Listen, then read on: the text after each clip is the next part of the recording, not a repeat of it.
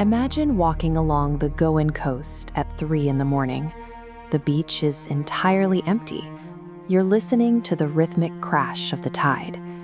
Until the water suddenly stops. The waves freeze mid-swell under the moonlight, and the ocean goes dead silent. Out of that impossibly still water, a figure rises. It's a pale woman, waist-deep in the freezing surf. Her clothes are soaked in pitch-black water, but around her neck hangs a pristine, glowing pearl necklace. She doesn't scream. She just stares with eyes hollowed out by sorrow. Then slowly, she extends a hand toward you, beckoning you to step into the dark water and join her in the depths. She is the tragic namesake of the very sand beneath your feet. For centuries, her spirit has remained anchored to this specific stretch of coastline, eternally trapped within the surf. This is a wide view of Dona Paula Beach today, where the rocky coastline meets the Arabian Sea. In the daylight, it is one of India's most celebrated sunlit getaways, a destination where tourists flock to celebrate new marriages and young romance. In the 17th century, this region was a stronghold of Portuguese colonial power.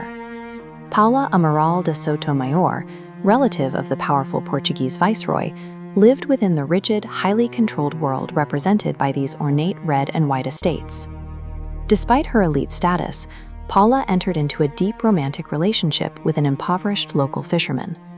They met in secret along the shoreline, far outside the bounds of colonial society.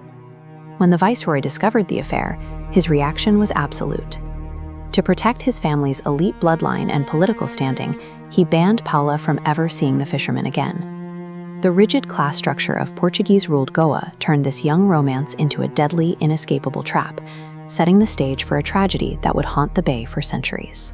One evening, the fisherman boarded his dark wooden vessel and sailed out into the treacherous waters of the Arabian Sea. He never returned to the shore. His empty boat eventually drifted back, leaving Paula to wait helplessly on the beach as her hopes slowly gave way to despair. Historical accounts leave his disappearance open to interpretation.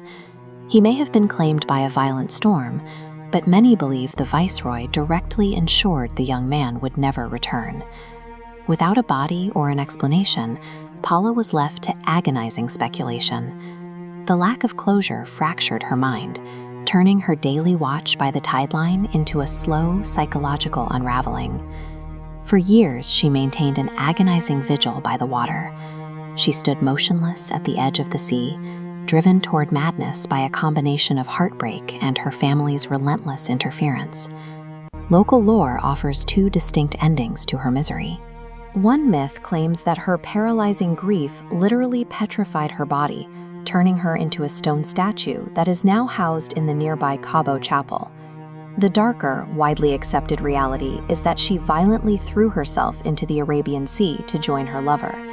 This final act of desperation transformed her from a grieving woman into a permanent fixture of the bay. In the modern era, locals still claim that on full moon nights, the waters of the bay part for her spirit. Witnesses repeatedly report her ghost emerging from the waves wearing her signature pearl necklace, a pale apparition moving across the surface of the water. She is not at rest. Reports suggest her spirit actively beckons living tourists into the freezing depths, seeking to pull others into the same cold darkness that claimed her. When the Viceroy realized his strict edicts had driven his own relative to suicide, he was forced to reconcile his absolute authority with the crushing weight of his personal guilt. He issued a direct order to construct a beautiful stone monument and place it exactly at the terrifying precipice where Paula had jumped. By officially naming the entire region Dona Paula, the Viceroy forever masked a suicide site as a romantic landmark for visitors to admire.